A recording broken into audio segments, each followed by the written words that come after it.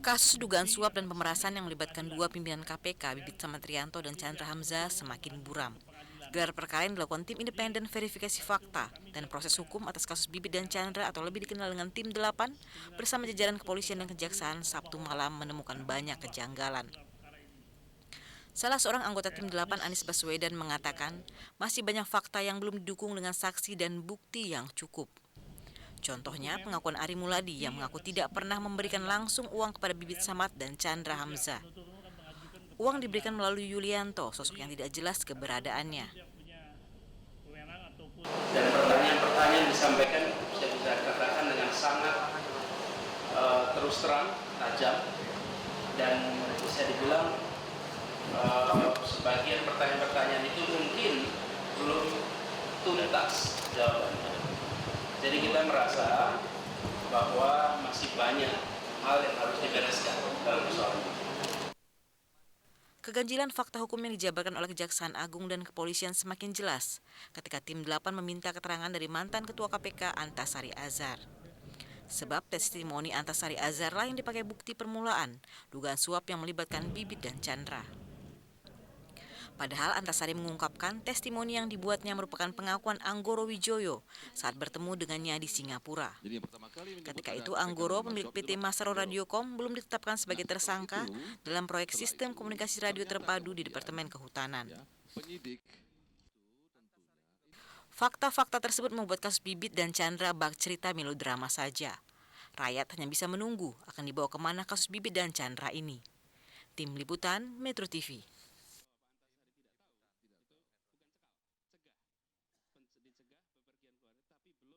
Keterangan Ari Muladi yang tidak kenal dengan Ade Raharja.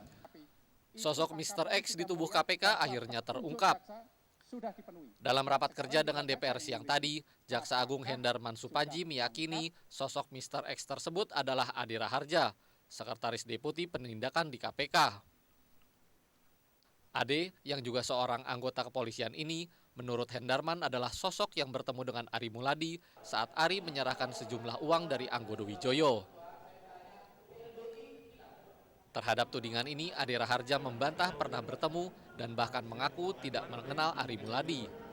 Oh, saya belum pernah kenal dia, di Jawa Timur belum kenal.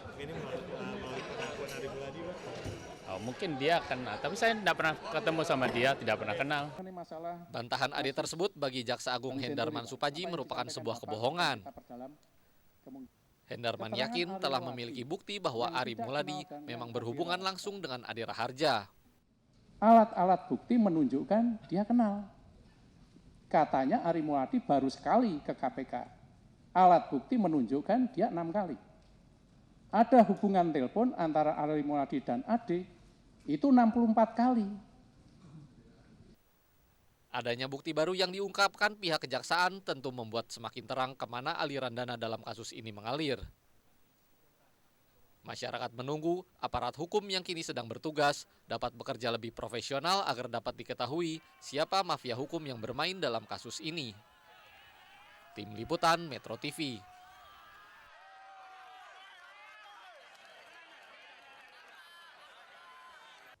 Tetap keterangannya tetap kok, Pak.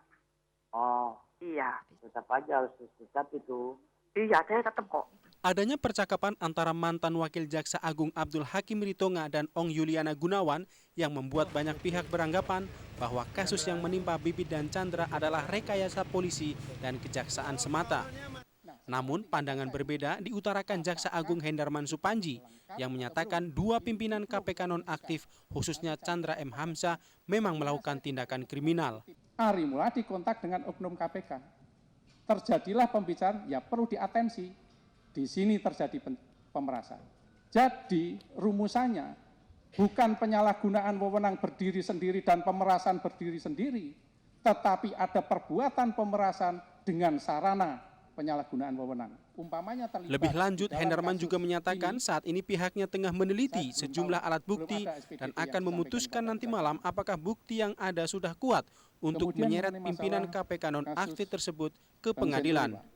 Menyangkut dua pejabat yang dituduh melakukan penyalahgunaan wewenang dan pemerasan. Kita menerima berkas Pak Chandra dan Pak Bibit itu baru kembali 1 kali, Pak. Bukan bolak-balik ya, bukan bolak-balik. Jadi sekali kita terima, kita kembalikan ke kepolisian dengan P19 petunjuk dan ini kembali.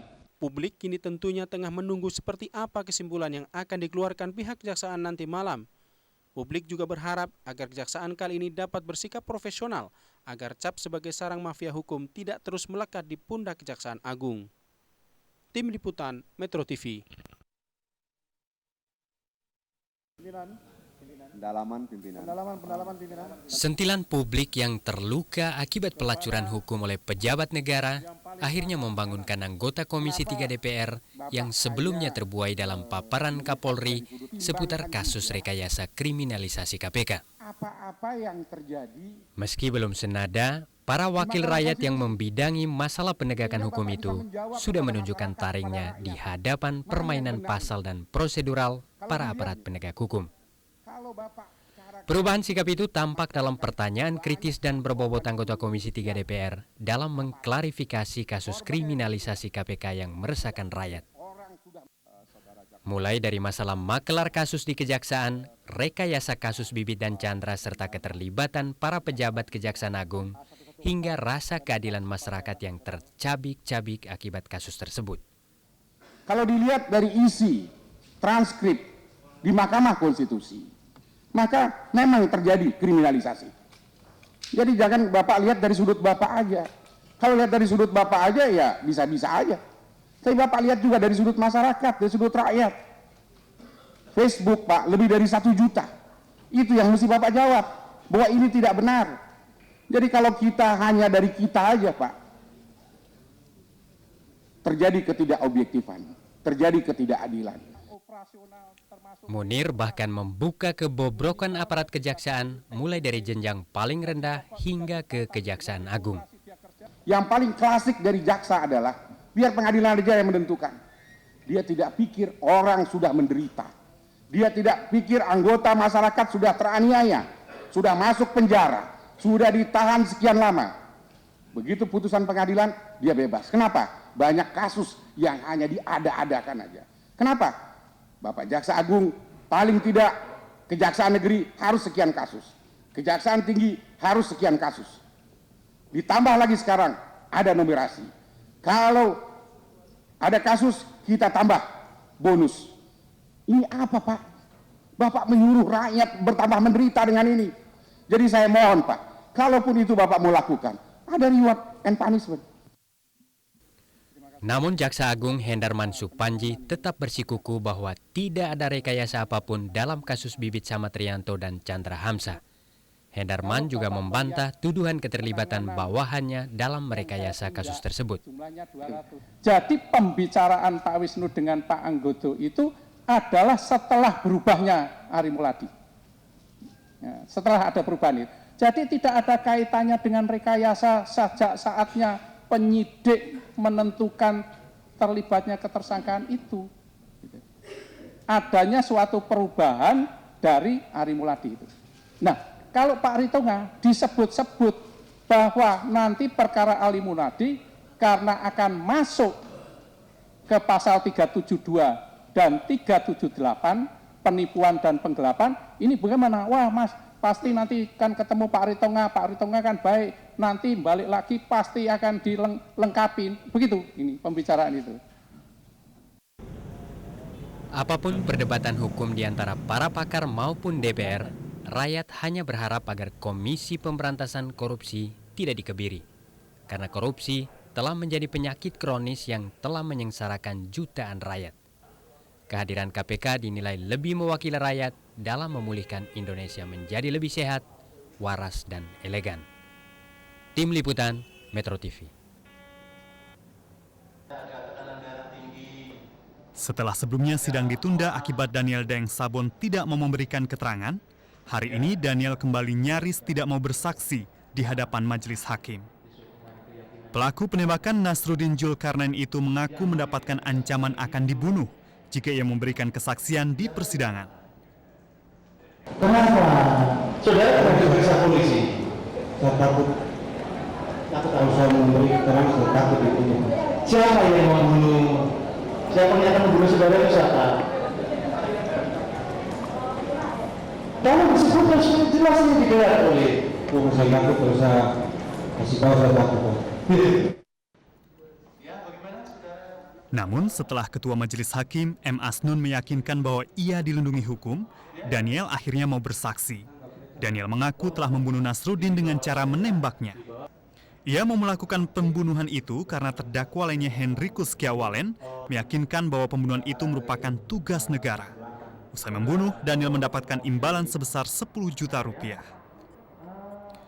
Sementara itu, dalam sidang terdakwa lainnya, yakni Franciscus Tadon Keran, saksi ahli teknologi informasi Ruby Alamsyah menyatakan terdakwa Franciscus telah menelpon para eksekutor, baik setelah maupun sebelum eksekusi dilakukan. Jadi bahwa ada terjadi transaksi telepon antara masing-masing terdakwa, yaitu Franciscus dengan Heri Santoso yang terlihat mulai sejak sebelum kejadian perkara, mulai jam 10-an sampai setelah kejadian perkara, dan lokasinya adalah di lokasi TKP. Franciscus Tadon merupakan sosok yang berperan mengawasi jalannya penembakan Nasruddin Zulkarnain pada 14 Maret 2009 lalu. Dari Tangerang, Banten, Pahlul Roji, Metro TV. 6 kali ke kantor KPK. Kemudian Edi Sumarsono katanya tidak tahu siapa-siapa. Iya juga ada, sudah kita sita bukti dan saksi, kalau masuk bahkan pintunya khusus. Ini rangkaian peristiwa yang bukan katanya, bukan, dan bisa kami pertanggungjawabkan secara lebih formal. Ini penyidiknya. Dia siap dipecat kalau dia rekayasa, siap dipecat kalau dia, dan siap dipenjarakan kalau dia bermain ada rekayasa pakai duit. Brigjen Yopi Yanus Mahat. Berdiri. Jadi yang benar, saya itu pernah sekali ke KPK, disuruh oleh anggota untuk menyampaikan surat bahwa Anggoro tidak bisa hadir sebagai saksi atau sebagai apa juga nggak ngerti dalam pemeriksaan di KPK.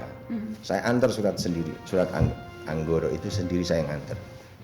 Dan di situ saya mengisi buku tamu, juga ada, kalau tamu itu saya juga baru tahu di situ sekali ini bahwa setiap tamu yang datang itu di foto.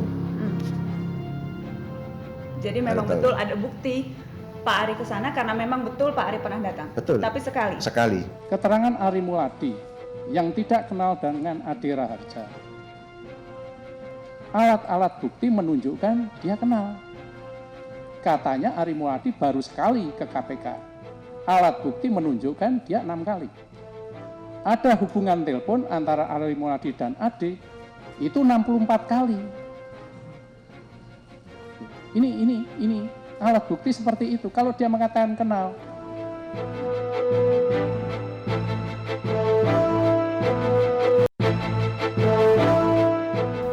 Saya nggak ada link langsung dengan KPK. Saya minta tolong itu kepada Yulianto itu. Dan apakah Yulianto menyerahkan langsung? Apakah uang itu diterima apa tidak? Anda betul-betul tidak tahu. Nggak ngerti sama sekali saya. Jadi cerita Anda berhenti pada Yulianto. Ya. Yang menyerahkan namanya Yulianto.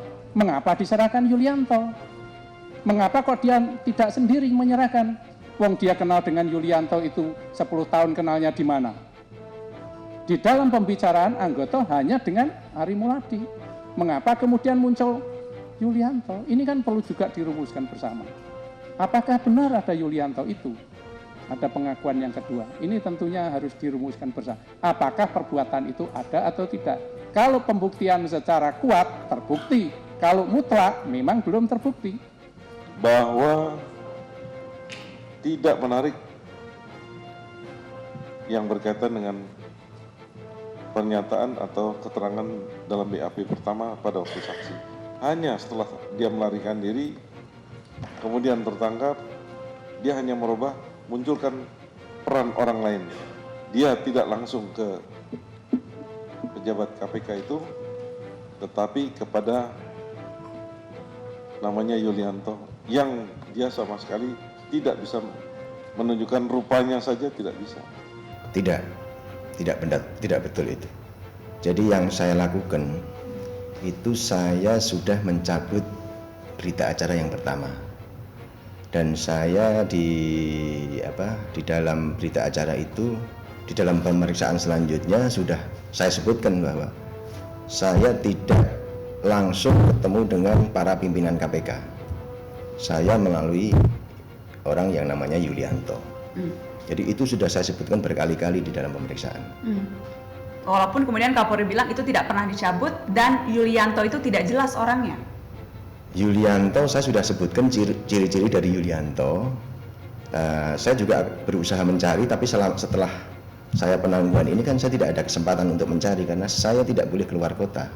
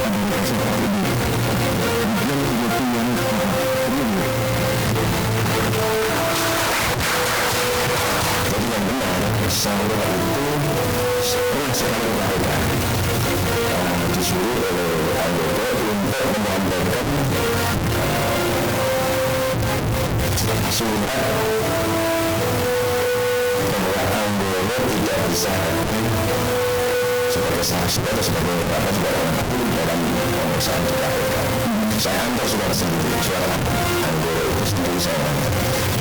Dan di sini saya mengisi buku tamu juga ada. Kalau tamu itu saya tidak tahu di situ sekali ini bahwa setiap tamu yang datang. Jadi memang betul ada bukti Pak Ari ke sana karena memang betul Pak Ari pernah datang. Tapi sekali. Keterangan Arimuati yang tidak melakukan aturan raja. Alat bukti menunjukkan katanya Arimuati baru sekali ke KPK. Alat bukti menunjukkan dia membalik. Apa hubungan genting antara Arimuati dan Adi itu nanti 4 tahun. Alat bukti seperti itu kalau dia mengatakan kenal.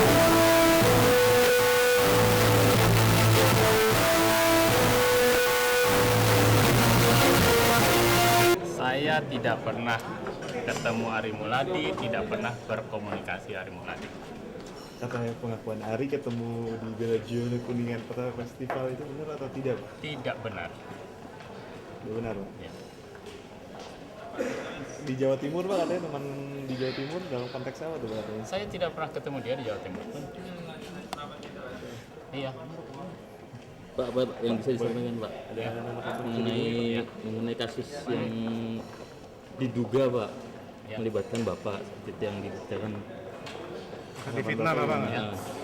Tanggapannya.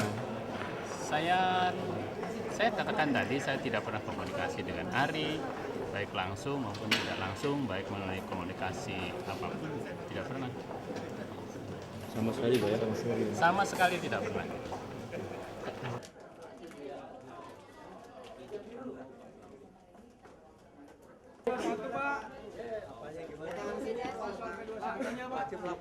Wajib lapor ya Bu?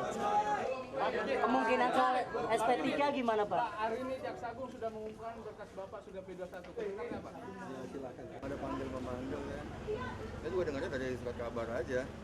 Tanggapan P21 Bang? Punya call data dengan Bapak dengan Pak kamera Bang. Siapa namanya? Lihat kamera. Bang, lihat kamera Bang. Pak, lihat kamera. Pak Chandra. Pak Chandra. Lihat aja di handphone saya, handphone saya nggak ada. Tapi pernah nggak Pak Ari Muladi ke KPK Pak? Saya nggak pernah ketemu Ari Muladi. Tapi pernah ke KPK, Pak? Saya tidak pernah ketemu Ari Muladi, Mas yang baik. Dengan Yulianto, Pak? Kasih Pak ya.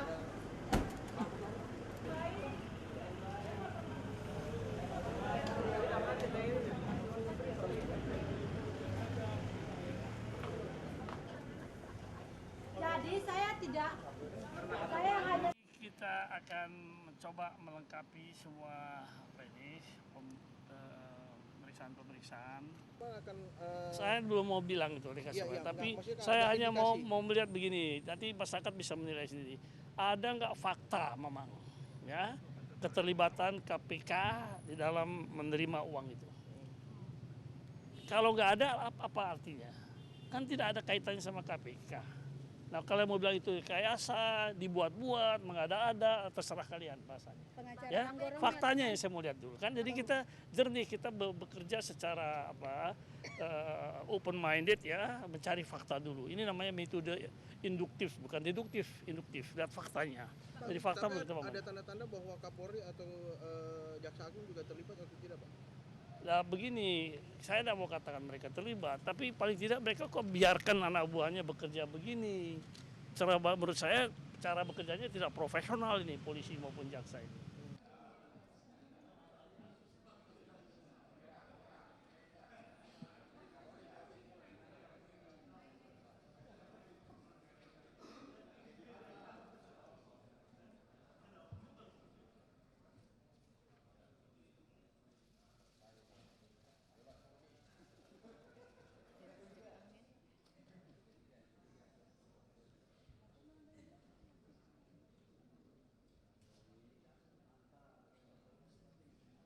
Ya, kami persilahkan Saudara Jaksa Agung untuk memberikan penjelasan. Terima kasih.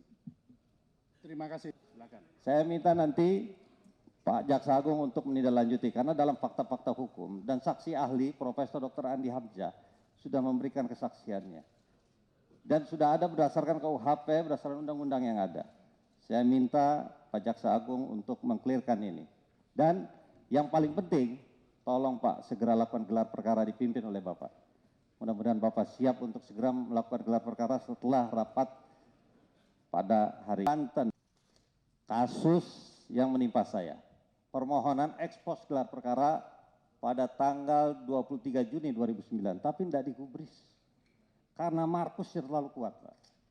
Permainan terlalu kuat. Dan saya punya bukti ini, Pak. Di sini yang akan saya serahkan kepada Bapak. Saya yakin teman-teman ingin melihat ini, ingin mendengar ini. Ini membawa-bawa Cikeas, Pak. Saya sangat kecewa dengan ini. Tapi saya akan berikan kepada Bapak. Karena saya tidak mau institusi kejaksaan rusak. Itu Pak diantaranya. Saya minta nanti Bapak untuk masukkan. Itu CD apa? Duplikat CD mengenai gelar perkara pada tanggal 28 April 2009. Ini mencatut nama Cikeas. Dan banyak lagi diantaranya.